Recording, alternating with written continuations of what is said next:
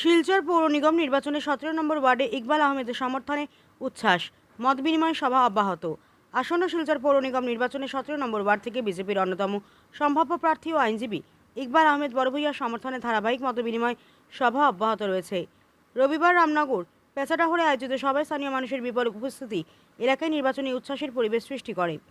সভায় উপস্থিত বাসিন্দারা ইকবাল আহমেদের প্রার্থিতার প্রতি একমত সমর্থন জানিয়ে আশা প্রকাশ করেন তার নেতৃত্বে ওয়ার্ডে মৌলিক পরিকাঠামো সহ সর্বাঙ্গীন উন্নয়ন সাধিত হবে। বক্তব্য রাখতে গিয়ে ইকবাল আহমেদ বলেন, বিগত 20 বছর ধরে বিজেপি সরকার রাস্তাঘাট, পানীয় জল, প্রধানমন্ত্রী আবাস যোজনা সহ একাধিক উন্নয়নমূলক প্রকল্প বাস্তবায়ন করেছে, যার সুফল জনগণ ভোগ করছেন। উপস্থিত জনতাও একথা স্বীকার করেন।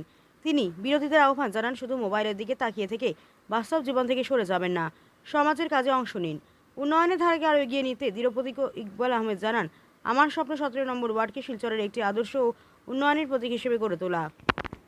গত কিছুদিন থেকে এই 17 নম্বর ওয়ার্ডের বিভিন্ন জায়গায় সবার আয়োজন হচ্ছে, যেগুলা এই আসন্ন কর্পোরেশন ইলেকশনে 17 নম্বর ওয়ার্ডের কাউন্সিলর প্রার্থী হিসাবে বাছাই চলছে। আমি বিজেপি দলের একজন প্রত্যাশী।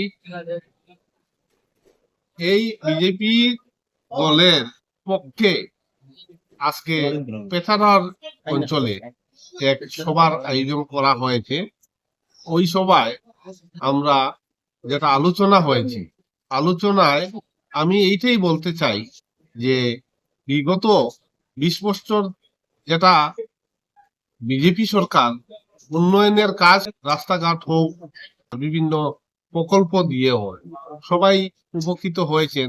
ইহাতে সবার আরো উপস্থিত অনেক সবাই একমত, এখানে দ্বিমত নয়, তারা সবাই স্বীকার করেছেন এই কথাটা।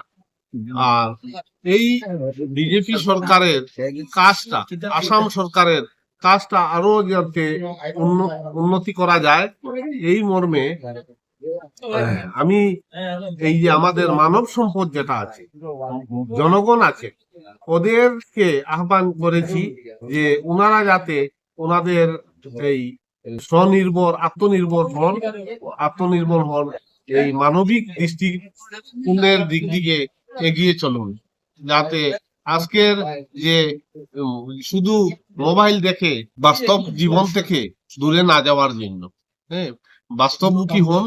আর তখনই প্রকৃত করতে এই সমাজের উন্নতিকরণ ঘটবে।